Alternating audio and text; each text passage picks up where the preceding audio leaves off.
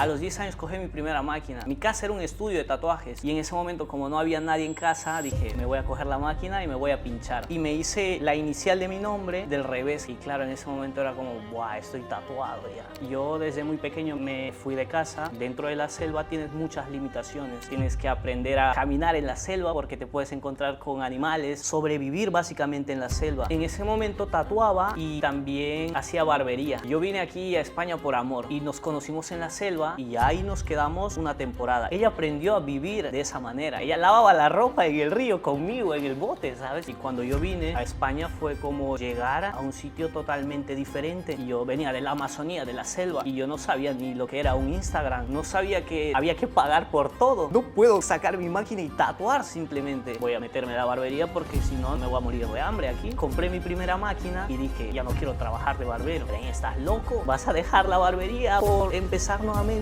a no tener nada? Y yo le dije, sí, porque instintivamente es lo que yo quiero.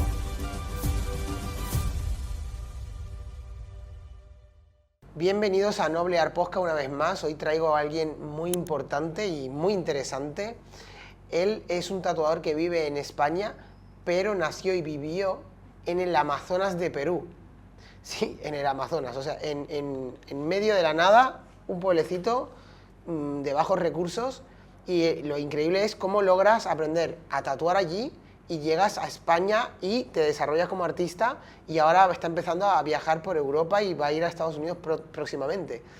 Derain, muchas gracias por venir. Muchísimas gracias a ti por la invitación y muy contento de estar aquí contigo compartiendo este momento. Quiero contarles a todos un poco tu historia, de cómo logras pasar de vivir en el Amazonas sin nada, básicamente, o con muy pocas cosas, recursos, a vivir a España, ¿no? Me contabas que la casa te la hiciste tú a mano. Sí, sí. Fue una etapa muy diferente en mi vida, en la que yo necesitaba desconectar de todo lo que no me aportaba personalmente. Yo estaba en una crisis existencial, por así decirlo, porque yo tatuaba mucho, pero claro, cuando yo dije, quiero enfocarme a estar conectado con la selva, a estar conectado conmigo, empecé a proyectarme en encontrar un sitio cómodo para mí. Y claro, yo quería construirme una casa. ¿Tú vivías con tu madre antes? Yo vivía con mi madre. O sea, tú tenías una casa antes, ¿no? Sí, tenía una casa con mi familia, pero claro, yo desde muy pequeño me fui de casa y claro, en esta etapa necesitaba construir un sitio donde yo pudiera estar cómodo. Porque allí no se lleva lo de te compras una casa, hay préstamos con el banco. Es diferente. ¿Cómo es allí? Puedes hacer préstamos para comprar, pero claro, normalmente tú allí puedes llegar a una comunidad indígena y dices, quiero vivir aquí, y pagas un ingreso. Pagas un ingreso de, qué sé yo, 200 soles. Allá las monedas son los soles, que aquí serían 50 euros. Pagas el ingreso y la presidenta de la comunidad te dice, vale, elige el terreno donde tú quieres vivir. Y tú eliges el sitio y construyes tu casa. Ah, si no compras el terreno. No, cualquier persona puede ir a construir una casa en cualquier comunidad donde mejor le venga al final. Y claro, yo lo que hice fue algo parecido. Yo no sabía de eso. Esos 200 soles, ¿cuánto esfuerzo te cuesta conseguirlo? Porque claro, si le dices 50 euros, me pienso, ah, qué fácil, pues voy y pongo 50 euros. Claro, para que te hagas una idea, discúlpame que te corte, para que te hagas una idea, el sueldo base allá son 900 soles. 900 soles, ponte que son unos 350 euros o 300 euros. Y claro, 200 soles es pasta, puedes... Sí, pero por un terreno. Por un terreno, claro. Es barato. Es súper barato, en verdad.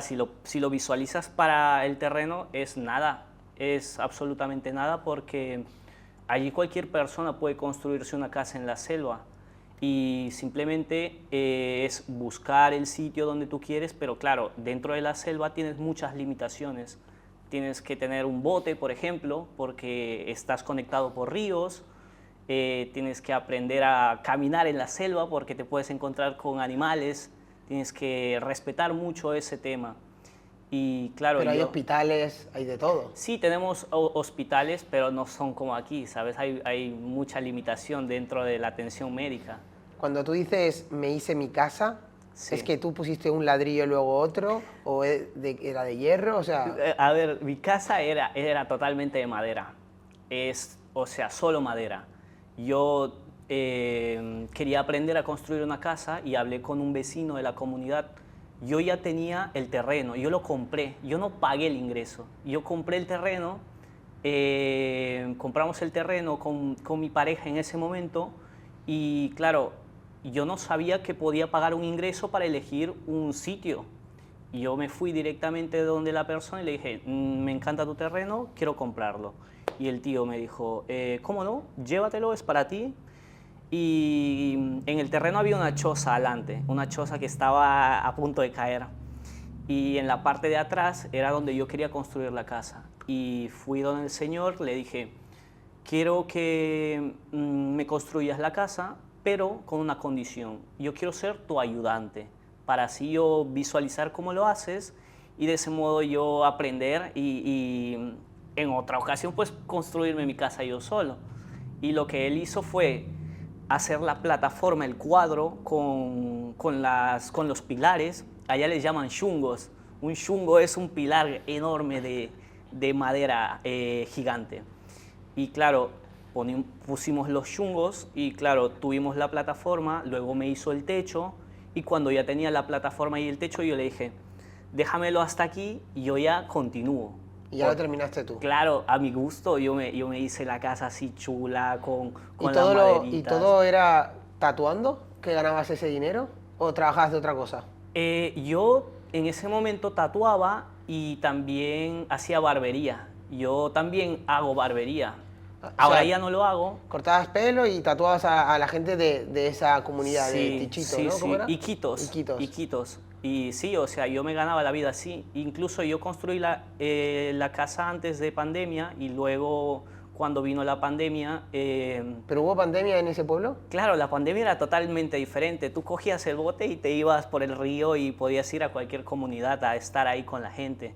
No había tantas restricciones. O sea, que son comunidades, como barrios, y se conectan por ríos y tú vas con tu barco a... Sí. Voy a ver a mi amigo del río un poco más para abajo, ¿no? El río Nanay, el río Putumayo, tienes ahí muchas conexiones, pero ahí... Y la comida y todo, o sea, ¿lo cazas o lo compras en un supermercado? A ver, tienes la opción de ir a comprar, pero claro, en la selva lo lógico es que pesques, que caces. Yo aprendí a hacer todo eso. Yo estaba muy limitado dentro de la selva porque yo tenía otra perspectiva. Y claro, aprendí de un niño de 10 años que sabía cómo llevar todo el sistema, que sabía cómo sobrevivir básicamente en la selva. Un niño de 10 años me enseñó a conducir un bote, que ahí es algo primordial para tú moverte, ¿sabes? Y él fue como, vale, joven Miguel, mi nombre es Derain Miguel y él me llamaba Miguel, porque mi primer nombre le costaba. Y me decía, joven Miguel, esto tienes que hacerlo así. Y él era tan bueno enseñándome que yo ¿Con dije, 10 años? Con 10 años. Y este niño se levantaba todos los días a las 5 de la mañana a recoger una malla de 200 metros en el río solo. Y era tan pequeña la mano que llevaba un clavo de 10 pulgadas para palanquear a los peces, ¿sabes? Y me gritaba detrás de mi casa, ¡hey, joven Miguel! Me decía. Yo me levantaba y lo veía y era como, ¡guau! Este tío está loquísimo, pero me encanta su actitud, ¿sabes? Y eso me enseñó a aportaba. cazar. Sí, o sea... ¿Y tú cazabas tu comida? Sí, cazábamos pompones, que eran mini garzas para comer, pescábamos en la noche, nos metíamos a las comunidades. Algo que me gustaba mucho era coger el bote y metía la bicicleta en el bote con mis perros. Tenía 7 perros ahí en la Amazonía, tenía muchos animales, porque siempre dabas una vuelta y veías a uno ahí pocho, casi moribundo, y decías, ¡guau! Me lo llevo a mi casa para darle un poco de atención y cuando ya se ponga bien, pues lo suelto. Y eso era lo que hacía, en verdad. Y cada vez acumulaba más animales, más perros, gatos, tenía... ¿Y en qué momento decides, mira, me voy a ir de aquí? Porque me lo estás contando todo y es como, pues, una peli, ¿no? Una película. Y dices, ¿por qué quieres salir de todo eso? ¿Te gustaba, Claro. no te gustaba? O dices, ¿por qué decides irte a España? ¿Y cómo coges un avión? Porque Sí. en canoa no puedes ir por un río hasta el No, aeropuerto. estaría guay, pero no, en verdad. O sea, ¿A cuánto está la civilización, por así decirlo? Pues en verdad, si tú me preguntas cómo yo hice de venir aquí y a cuánto está la civilización de la selva, pues tú puedes salir de la selva y llegas a la ciudad de Iquitos a una media hora, por ejemplo, en motocarro. Motocarro le llaman a los tuk-tuks o a las motos. Y ahí sí que ya hay casas Tienes- de ladrillo. Sí, tienes restaurante, no tienes edificios, como el edificio más grande ahí tiene 7 o 10 pisos y es un edificio que está deshabitado, que lo construyeron mal y está todo Y de llegaste lado. allí, Sí, pero ya, o sea, ¿en qué momento tú dices, me voy a España? vale. Yo vine aquí a España por amor, porque en ese momento tenía mi expareja y ella es de Zaragoza, ella es maña. Y Y claro, vivía, ella vivía aquí y nos conocimos en la selva y ella fue a la selva a hacer un máster. Nos conocimos en la selva. Ella luego se volvió a España y claro, luego tuvo que volver porque ya nos conocíamos y ya ahí nos quedamos una temporada. se fue a vivir a... Ella aprendió a vivir de esa manera. Ella lavaba la ropa en el río conmigo, en el bote, ¿sabes? Era totalmente diferente a su vida que ¿Le tenía gustó? aquí. A ella le encantaba porque veía dentro de la simplicidad, pues tenía también su parte positiva. Claro. Era estar conectado. Tienes cosas muy buenas, pero tienes muchas limitaciones también. Y claro, yo me vine por Ella se volvió para aquí. Sí, y ella cuando se volvió dijo, Graín, vente conmigo. Y yo le dije, a ver, yo tengo todo aquí, ¿cómo piensas que me voy a ir de todo esto? Pero claro, al final yo pensé y dije, a ver, es una oportunidad también para yo seguir evolucionando. Yo estaba tatuando en un estudio de un colega que estaba cerca de la ciudad y en ese momento yo estaba aprendiendo realismo, yo estaba empezando a pintar, yo tatuaba desde muy pequeño, pero claro, yo no tenía la evolución, no tenía las herramientas, no tenía ¿Tú absolutamente tatuabas con una nada. máquina de tatuar o...? Tenía una máquina artesanal y una máquina de bobina y con eso empecé a trabajar. Y ahí es cuando decides venirte a España, pero ella te acompañó en el viaje a España o te viniste tú solo? No, la primera vez vinimos juntos antes de pandemia y cuando yo vine a España fue como llegar a un sitio totalmente diferente. Sí, que tú me contabas, wow, una escalera mecánica. Claro, yo nunca había visto una escalera eléctrica, era como, guay, ¿esto qué es? O sea, era un mundo diferente para mí. Y el tren en el aeropuerto, o sea, era como, buah, ¿esto qué Ni te lo cosa es?". imaginabas, ¿no? Yo Ni en fotos te lo enseñó ella. ella no me dijo nada, o sea, ella me dijo que ya iríamos, que conocería cosas diferentes, pero yo no me hacía la idea de absolutamente nada. Y era como, bueno, vamos a ver qué es lo que pasa. A mí siempre me ha gustado salir un poco de los patrones que voy construyendo, como aprovechar mi tiempo de una manera coherente también. Y cuando llegaste a España, ¿te fue difícil entender un poco la cultura, entrar en un estudio de tatuaje o seguir con tu habilidad de tatuador? Fue un poco complicado, por no decirlo muy complicado, porque no tenía los documentos. Tú llegas a España y muchas veces tengo incluso colegas que dicen, sí, voy a España y buah, todo me va bien. Y no es así en verdad. Hay muchas limitaciones que uno tiene que enterarse cuáles son esas limitaciones y para empezar son los documentos que necesitas. Y luego saber que puedes ser autónomo incluso, puedes empezar siendo autónomo y eso yo por ejemplo no lo sabía. No sabía que había que pagar por todo. Y claro, yo llegué y era como, joder, no puedo sacar mi máquina y tatuar simplemente. Claro, tú en la selva coges la máquina y pinchas a lo que se mueva, ¿sabes? Y te pagan y ya. Y te pagan y no hay ya. impuestos. No hay impuestos ni nada. Tú puedes tener un estudio y lo legalizas y claro, puedes pagar, pero no es como aquí, que te cobran excesivamente por las cosas. Bueno, desde mi perspectiva yo lo veo así. Y claro, dije, ¿qué cojones? O sea, no voy a poder tatuar. Y en verdad no pude tatuar. La primera vez que llegué, yo como hacía barbería, dije, pues voy a meterme a la barbería porque si no, no me voy a morir de hambre aquí.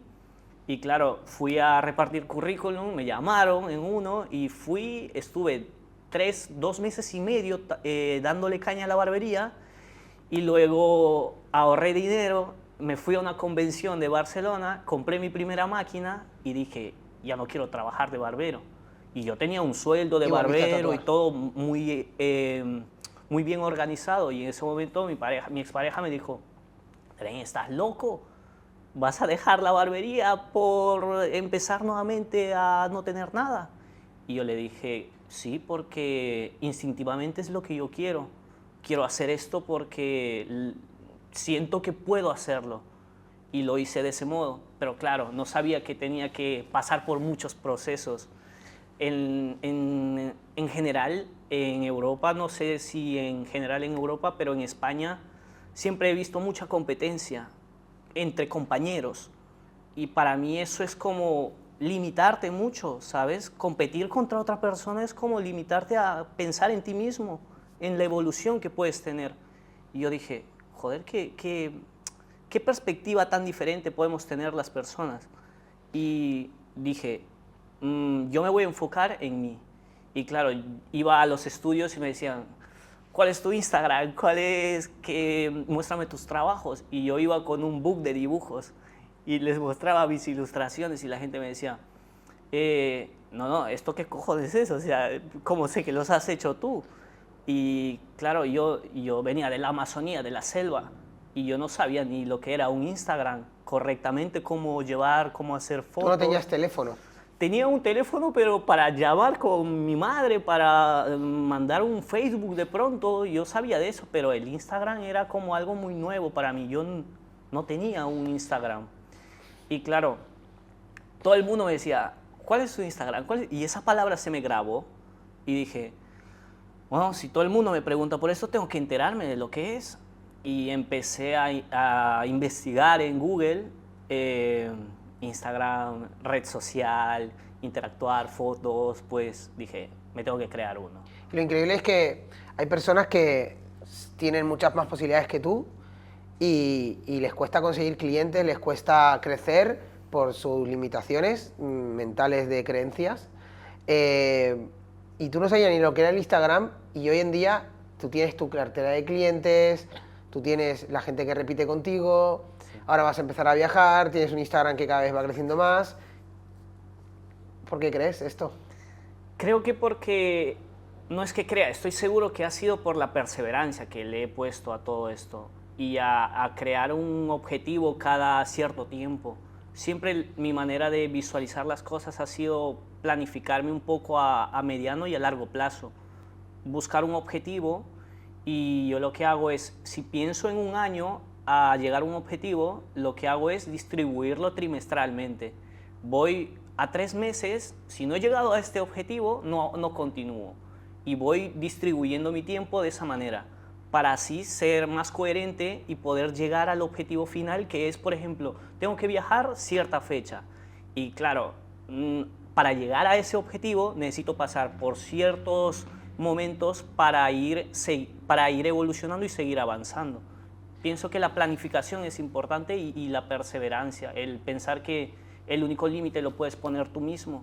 Es cuando tú Claro. digas, pues me quedo aquí porque me siento bien. Ah, porque ahora tú te diste cuenta de lo que es venir a España y ahora quieres viajar por todo el mundo. Claro, el mundo es gigante. Al final yo pienso que lo que más nos puede aportar es recorrerlo, conocer un poco a la gente, la ¿A qué cultura. países te gustaría empezar a viajar? El primer objetivo es ir a Estados Unidos a tatuar, estar una temporada, conectar con esa energía, aprender, continuar aprendiendo. Y luego Londres, ¿No has ido a ningún Ámsterdam, sitio de sí. estos? No he conocido ninguno de O sea, estos tú llegaste a sitios. España, aquí te has quedado. A ver, hice viajes por Italia, por Francia un poco, lo que está más cerca, pero estas rutas que te digo serían ya para tatuar. Las rutas que hice fueron como, estoy cerca, pues voy a conocer un poco. Claro. No me fui directamente a tatuar. ¿Y te volverías al Amazonas a vivir?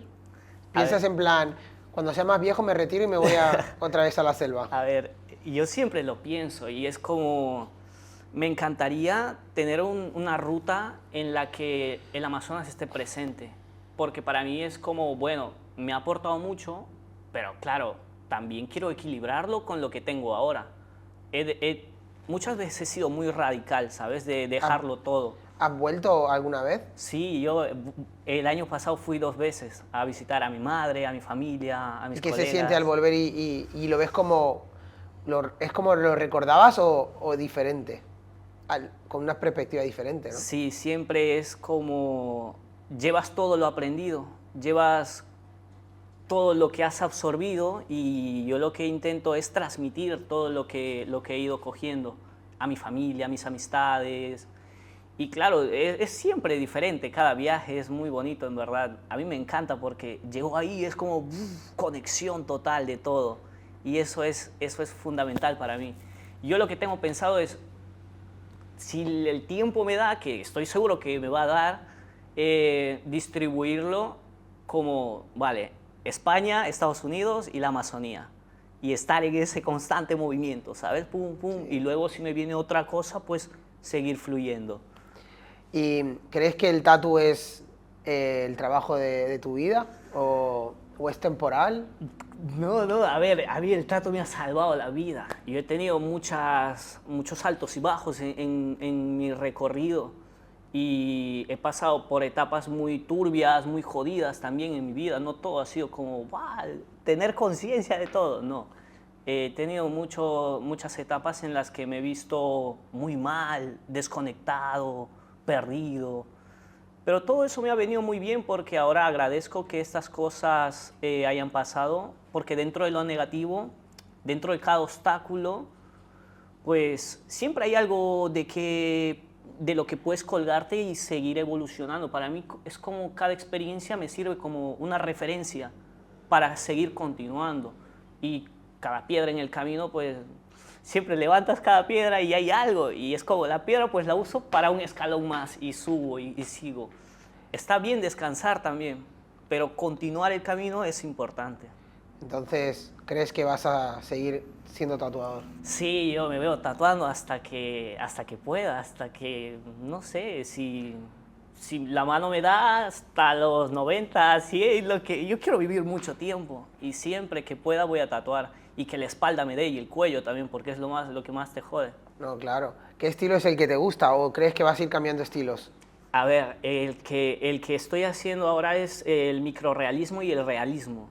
Es como una mezcla de ambos. Me gusta siempre tener la libertad de mover mucho la mano, pero también de ser muy detallista en pequeños espacios. Y ahora el siguiente objetivo es sacar un diseño o un estilo mucho más personalizado, un poco que me identifique. Es lo más complicado, en verdad, en el mundo del arte, sacar algo personal, algo que transmita, que conecte con la gente y que te identifique. Ese es mi siguiente objetivo también, tener un poco la perspectiva de lo que soy, de lo que quiero y transmitirlo con mis piezas. Yo lo tengo todo planeado, en verdad. Sé que con el tiempo, con dedicación, Poco a poco, ¿no? todo va a Y con seguir dedicación. fluyendo. ¿Por qué crees que los clientes repiten contigo y los vas conservando? Esa es una muy buena pregunta. Es algo que pienso que es muy importante para cada artista, el tener la conexión con la persona, el ser tú y tener mucho respeto hacia lo que la persona te dice. Tener la empatía es algo que tenemos que integrar dentro de nosotros. Escuchar a la persona, porque siempre es fundamental que uno conecte, pero al mismo tiempo entienda lo que la otra persona quiere, ponerte como en sus zapatos, ¿sabes? Y yo siempre lo que hago es, tengo siempre como un patrón que voy evolucionando de acuerdo al tipo de persona que es.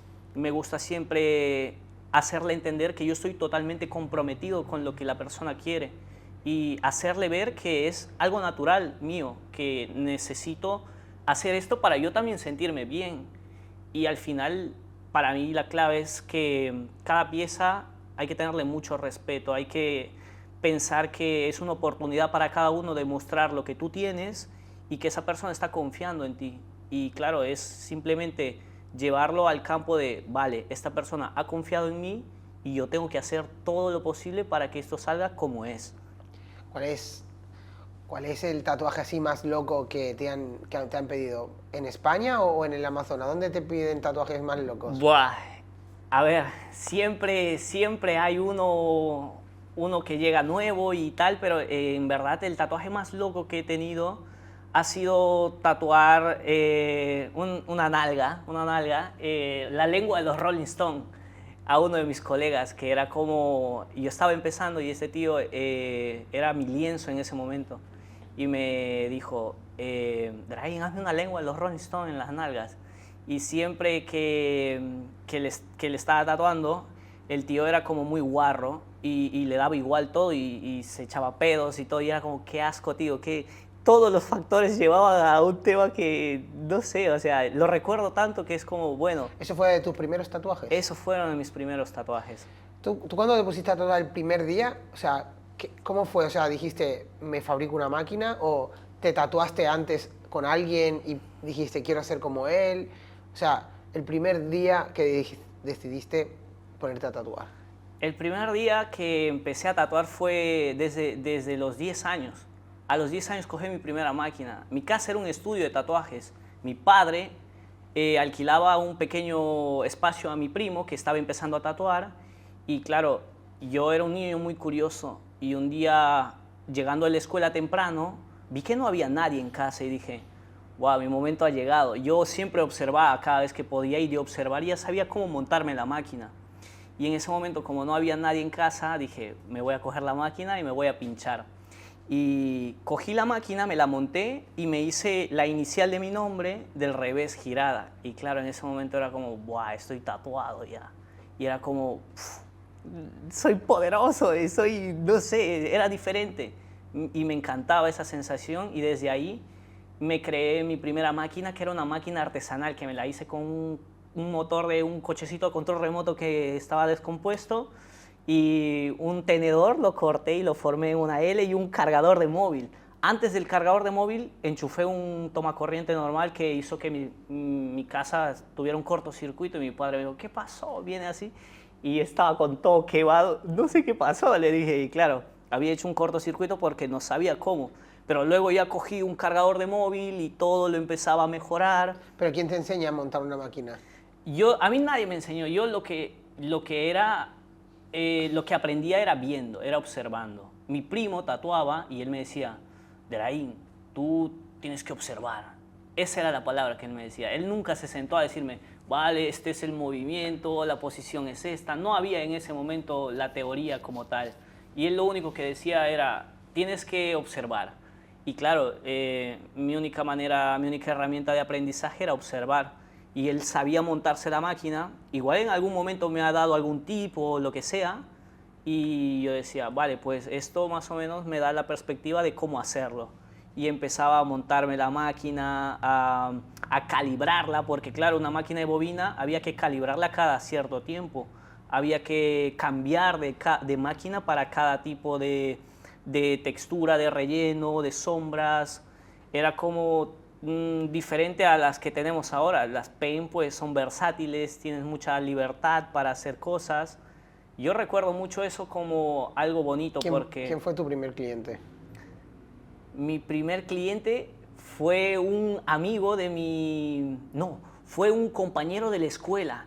Yo me llevaba la maquinilla a la escuela y en la hora de recreo hacía tatuajes a mis compañeros. Y claro... ¿En el colegio? En la escuela. Yo me enchufaba la máquina y en el aula, cuando todos se iban, yo empezaba a hacer tatuajes a mis coleguitas. Y claro... ¿Pero era legal? No, eso no era legal. Ah, yo era claro. un niño en ese momento. Tenía 13 años por ahí y yo estaba estudiando ya en la secundaria, pero claro, estaba empezando, y a mis colegas pues les empezaba a tatuar y ellos, claro, eran menores de edad también. Imagínate, las madres iban a reclamar a mi madre diciéndoles que yo les estaba tatuando a sus hijos, y siempre tenía una madre reclamándole a mi madre, ¿sabes? Era como, ¡buah, Derain, ¿qué estás haciendo? Pero puedo agradecer siempre al universo que mi madre siempre me ha dado la libertad, ¿sabes? ¿Tu madre te decía, no pasa nada, sigue tatuándolo? Mi madre nunca me ha dicho nada, en verdad. Mi madre ha sido como, Derain, tú sé tú mismo, o sea, siempre la recuerdo así. Ella es una mujer muy muy natural, tiene una esencia muy diferente. Es como que acepta todo, no sé, nunca quiere cambiar nada. Entonces tú fluías. Sí, me encantaba eso. Mi padre era todo lo contrario, era como, Derain, tú tienes que estudiar, ser futbolista, si no, hacer esto. Él tenía como algo preparado, pero yo no quería nada de eso. Bueno, al final has sido tatuador. Sí. Desde los 13 años. Sí, desde muy pequeño tuve la oportunidad. No, a ver, al final es una historia bastante original, diferente a otras historias que nos pueden contar. Y la verdad es que súper bien, súper bien. Muchas gracias por haber venido aquí a contarnos tu historia. Espero que se inspire mucha gente que se siente en una situación de no poder hacer algo por X razones, pues que sepas que hay razones peores, hay momentos peores y aún así se puede. O sea, poder se puede. Nos vemos en el siguiente. Un saludo.